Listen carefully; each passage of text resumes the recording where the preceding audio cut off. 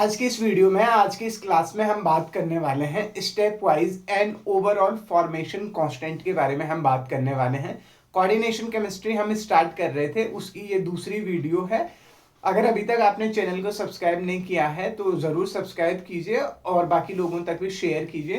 तो स्टार्ट करते हैं हम step wise and overall formation constant. तो सबसे पहली एक टर्म जो यूज हो रहा है यहाँ पे वो हो रहा है आपका फॉर्मेशन कांस्टेंट। फॉर्मेशन कांस्टेंट क्या होता है आपका कि भाई फॉर्मेशन कांस्टेंट क्या होता है? फॉर्मेशन कांस्टेंट होता है आपका extent extent to which extent to which metal ion combine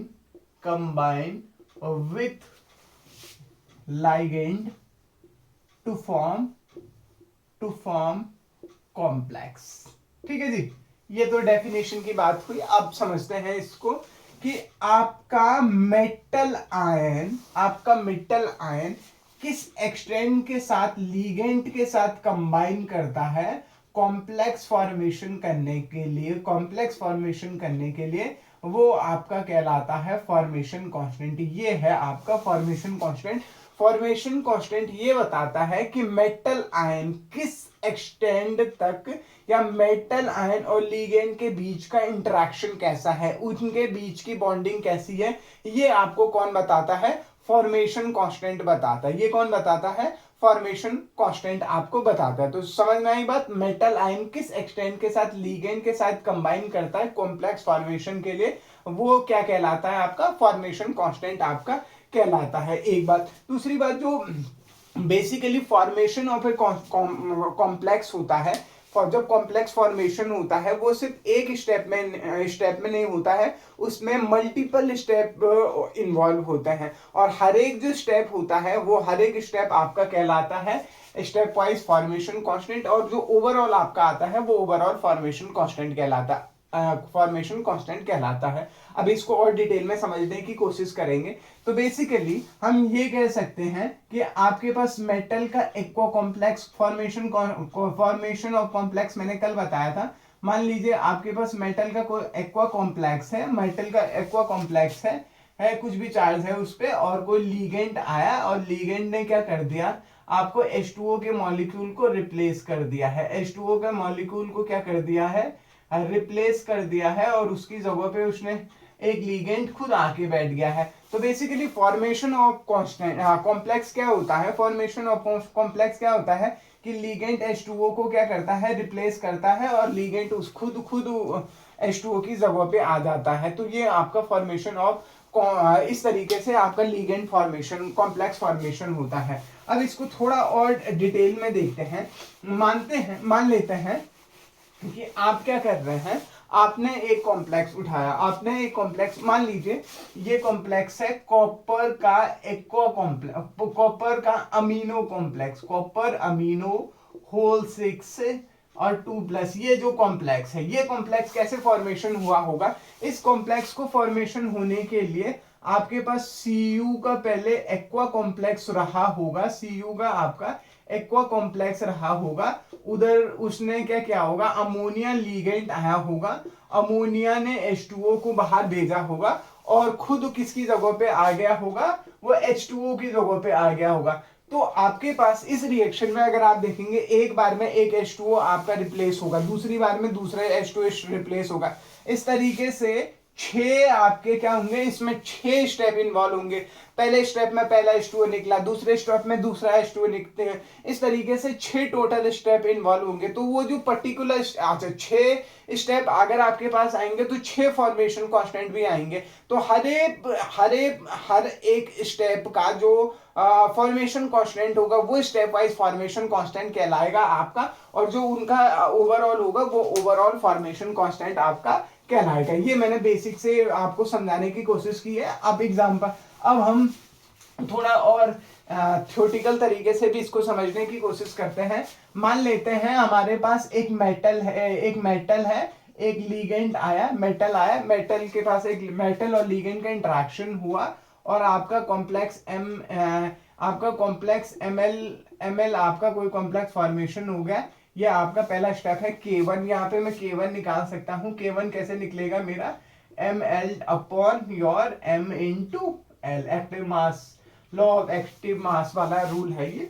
दूसरा हो गया है आपका ml आया आपके पास, ये जो कॉम्प्लेक्स है ml जो कॉम्प्लेक्स है इसमें दूसरा l आया आपके पास, दूसरा लीगेंट आया, उसने क्या बना दिया आपके पास K2 बना दिया और आपका Ml2 बन गया है। यहाँ से आप K2 निकाल सकते हैं, K2 निकल सकता है, वो कैसे निकलेगा, Ml2 divided by Ml into L, इस तरीके से निकलेगा। इसी तरीके से आपके पास अगर Ml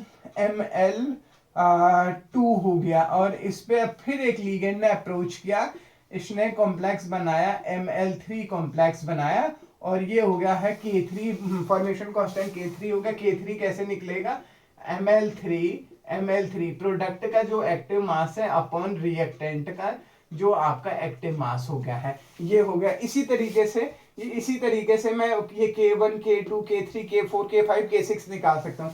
मान लीजिए मैं n वाले स्टेप के लिए निकाल रहा हूँ, तो L वाला क्या होगा मेरा, ml n-1 plus L is equal to हो जाएगा मेरा mln बन जाएगा, और यहाँ पे मेरा फॉर्मेशन कांस्टेंट क्या है, kn हो गया। और यहाँ पे मैं kn कैसे निकलेगा, kn निकलेगा मेरा प्रोडक्ट में mln है और रिएक्टेंट में क्या है, mln-1 और L है। तो इस तरीके से अब ये जो K1 K2 K3 Kn ये जो आपके हैं ये कहलाते हैं आपके step wise formation constant. K1 K2 K3 Kn तक आपके क्या कहलाता है, स्टेप वाइज फॉर्मेशन कांस्टेंट कहलाता है। अब ओवरऑल फॉर्मेशन कांस्टेंट कैसे निकाल सकता हूँ, मेरे पास यहाँ पे ये नीचे है, ठीक है, मेरे पास यहाँ पे जगह नहीं है इसीलिए मैं इसका इस्तेमाल कर रहा हूँ। इसको मिटा देता हूँ तो तब ज्यादा बेहतर रहेगा। इसको मिटा देता हूँ। यहाँ से मैं क्या कर सकता हूँ, इसी तरीके से मैं अगर कहूँ आपको M एक मेटल है, N लीगेंटों ने अप्रोच किया और उसने कॉम्प्लेक्स क्या बनाया, MLN बनाया, जो आपका फाइनल में बन रहा था। तो यहाँ पे मैं इसको बीटा कहते हैं। बीटा क्या होता है आपका, MLN upon M into L की power n, m into L की पावर mln, ये हो गया है आपका। और ये क्या है, बीटा है मेरे पास। तो ये जो बीटा है ये बीटा कहलाता है मेरा ओवरऑल फॉर्मेशन कांस्टेंट, और ये K1 K2 K3 Kn क्या कहलाता है मेरा step wise formation constant. Beta क्या है, overall formation constant. K1 K2 K3 क्या है मेरे पास, स्टेप वाइज फॉर्मेशन कांस्टेंट। ठीक है जी, अब थोड़ा आगे बढ़ते हैं। अब formation constant, overall formation constant को हमने क्या कहा था, स्टेप वाइज तो समझ गए होंगे आप। ओवरऑल फॉर्मेशन कांस्टेंट को हमने बीटा कहा था। अब उस बीटा को कैसे लिख सकते हैं जरा देखेंगे। तो मेरे पास हो गया है m plus L is equal to ml, ये मान लो बीटा 1 है, एक ही कॉम्प्लेक्स बना, तो बीटा 1 इज इक्व टू हो जाएगा मेरा ml into m into L, ये बीटा 1। इसी तरीके से M दो लिगेंटों ने अप्रोच किया 2L, तो ये बीटा 2 हो जाएगा और बीटा 2 बराबर हो जाएगा आपका ml2। यहां से मैं ये बीटा 1 है, मैं बीटा 2 कैलकुलेट कर सकता हूँ, वो कितना होगा, ml2 divided by your m into L का स्क्वायर, ये 2 है ना, स्क्वायर आ जाएगा। इसी तरीके से मैं m3 निकाल सकता हूँ, m plus 3n is equal to your beta 3 is equal to ml3, और मैं इसको निकाल सकता हूँ beta 3 is equal to your ml3 upon m into L cube. ठीक है जी, एल क्यूब 3 है ना, तो 3 क्यूब आ जाएगा। इसी तरीके से मैं mn निकाल सकता हूँ, m प्लस nl, यही तो क्या था हमने वहां पे, is equal to beta n is equal to your mln। तो mln कैसे निकाला था हमने, beta 3 is equal to beta n is equal to mln upon m into L का क्यूब, ये हो गया है। क्यूब नहीं, m की पावर n, क्योंकि यहाँ पे कितने इन्वॉल्व है, n इन्वॉल्व है। तो ये जो बीटा 1 ये आपके, ये क्या है आपके पास ओवरऑल फॉर्मेशन कांस्टेंट, ये क्या है आपके पास ओवरऑल फॉर्मेशन कांस्टेंट, और वो क्या था आपके पास स्टेप वाइज फॉर्मेशन कांस्टेंट। देखो K1 K2 dot dot dot dot dot Kn, ये क्या है स्टेप वाइज फॉर्मेशन कांस्टेंट है, ठीक है जी। और β1 β2 dot dot dot dot βn, ये क्या है आपके पास ओवरऑल फॉर्मेशन कांस्टेंट। तो β1 निकालना मैंने इधर बताया और Kn मैंने निकालना मैंने आपको वहां बताया था। अब एक और सवाल आता है, आपको रिलेशन बताना है, किसके बीच में रिलेशन बताना है, आपको रिलेशन बताना है step wise and overall formation constant के बीच में क्या रिलेशन है, आपको वो रिलेशन बताना है। यहाँ तक आपको समझ में आया होगा। हाँ, और आपसे एक रिक्वेस्ट है कि आप वीडियो को बाकी अपने क्लास के दोस्तों तक भी भेजें। सिर्फ 11% लोगों ने ही मेरे मतलब जो वीडियो देखते हैं उनमें से 11% ही लोग हैं जो चैनल को सब्सक्राइब भी कर रहे हैं, ठीक है। नेक्स्ट है आपका relationship between stepwise K and beta, stepwise and overall formation constant. अब आपको एक रिलेशन बताना है किसके बीच में, स्टेप वाइज और फॉर्मेशन ओवरऑल फॉर्मेशन कांस्टेंट के बीच का एक रिलेशन। मैं मान लीजिए मैं β3 बनाता हूं, तो β3 कैसे कैलकुलेट होगा, β3 कैसे बनेगा आपका, देखें लेट फॉर यहाँ पे ये ज्यादा लगेगा तो मैं यहाँ पे लाइन खींच देता हूं, ठीक है जी। तो बीटा थ्री कैसा होगा, m+3l, यहाँ पे β3 निकल जाएगा और ये हो जाएगा मेरा ml3, ठीक है। मैं यहाँ से β3 निकाल सकता हूँ, β3 क्या होगा मेरा ml3 upon m into l का क्यूब, ठीक है जी, ये हो गया है, ठीक है। अब मुझे क्या करना है, ये न्यूमरेटर है, ये डिनोमिनेटर, ये अंश है, ये हर है, ठीक है। अब मैं दोनों तरफ क्या करूंगा, ऊपर नीचे मैं मल्टीप्लाई करूंगा, किससे मल्टीप्लाई करूंगा, ml इंटू ml2, इससे मल्टीप्लाई करूंगा, यहाँ ऊपर भी यहाँ नीचे भी। तो क्या फर्क पड़ेगा जरा देखेंगे, β3 इज इक्वल टू ये ml3 into your m into L cube, ये तो पहले से था ना, एल क्यूब ये तो पहले से था ये वाला। अब आपको ऊपर मल्टीप्लाई करना है ml और ml2 से, और इधर भी किससे मल्टीप्लाई करना है, ml इंटू ml2 से मल्टीप्लाई किया आपने, और फिर आप क्या करेंगे, रीअरेंज करेंगे। और जब आप इसको रीअरेंज करने लगते हैं तो आप इसको कैसे रीअरेंज करेंगे, इसको रीअरेंज करेंगे तो अब देखो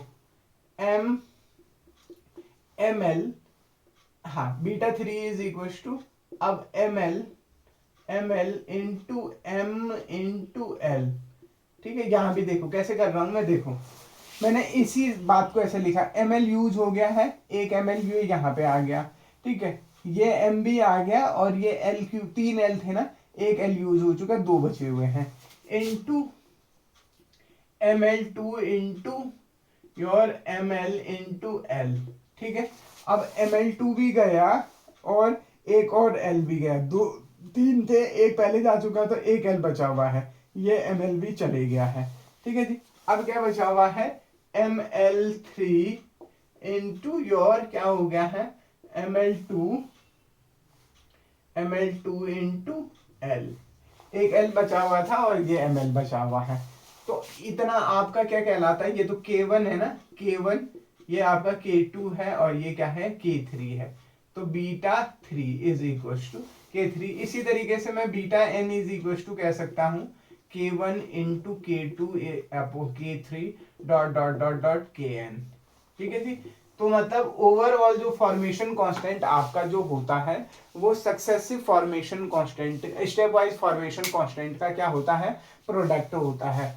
ओवरऑल फॉर्मेशन कांस्टेंट क्या होता है आपका, ओवरऑल फॉर्मेशन कांस्टेंट प्रोडक्ट होता है स्टेप वाइज फॉर्मेशन कांस्टेंट के, ठीक है जी। यहाँ तक आपको समझ में आया होगा।